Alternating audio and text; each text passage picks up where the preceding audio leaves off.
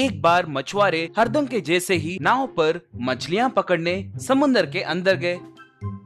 जाल फेंक कर मछलियां पकड़ने लगे, मगर अचानक से जाल में से मछलियां फिसलने लगी।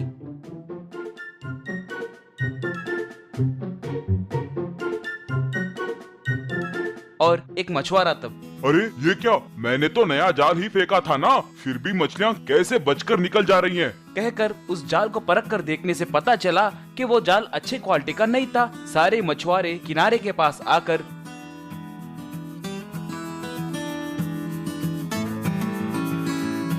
रे, ऐसे नकली जालों के वजह से हमें बहुत नुकसान झेलना पड़ रहा है। अभी जाकर इसे दिए जमींदार के पास पूछेंगे, चलिए। कहकर जमींदार के पास गए।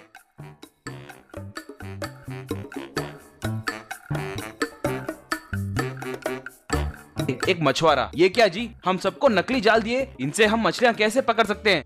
रे कमीनो, चुप रहो। तुम लोगों को नाव, जाल और जरूरतमंद चीजें देने के बाद भी तुम इन्हें नकली कहते हो और मुझे वापस देने आ रहे हो। निकम्मे कहीं के, मुझसे ही शिकायत करोगे? तुम्हें मछलियाँ पकड़ना आती है कि नहीं? मुझे तो शक है। अरे मेरा जाल नकली नहीं, तुम नकली मछुआर हो। सारे मछुआरों को बहुत गुस्सा आया, मगर जमींदार सुनने वाला नहीं है कहकर उन्हें समझ में आ गया और वो लाचार होकर वहाँ से चले गए।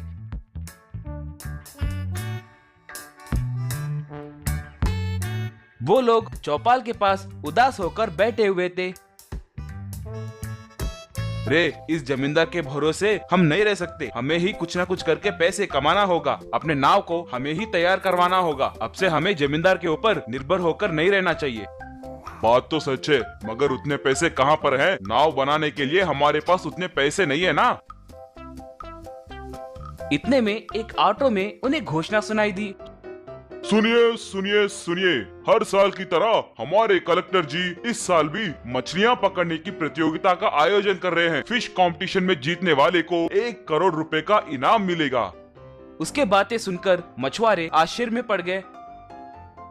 उस शाम मछुआरे कलेक्टर जी से मिले। कलेक्टर जी तब, देखिए, इस बार होने वाली प्रतियोगिता बहुत अजीब होगी। चाकू, संबल, जाल, इनके बिना कोई नए तरीके से मछलियों को पकड़ना होगा। अगर वो यंत्र सच में अच्छा हो तो मैं उस गांव को 1 करोड़ रुपए इनाम दूंगा।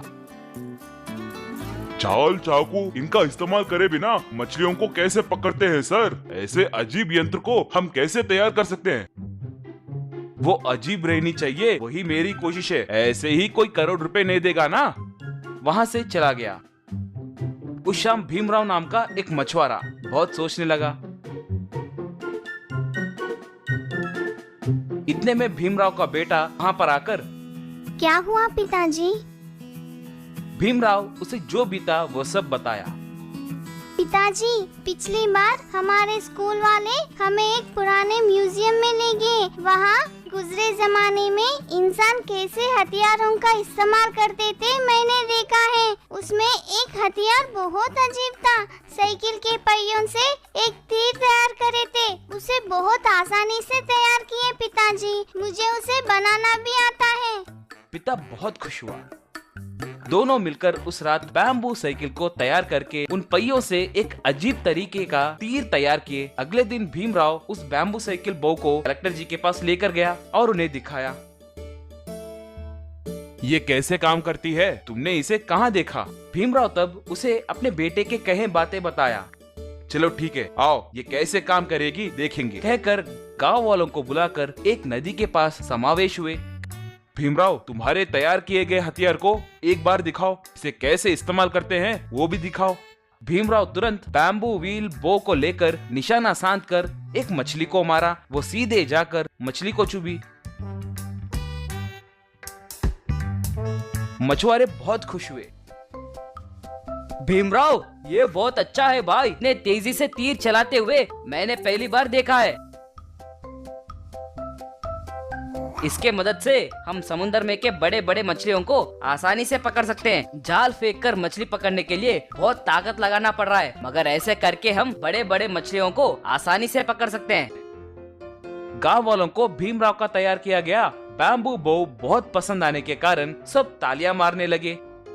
कलेक्टर तब 1 करोड़ रुपए का इनाम सारे मछुआरों को दिया और खुशी से जीने लगे।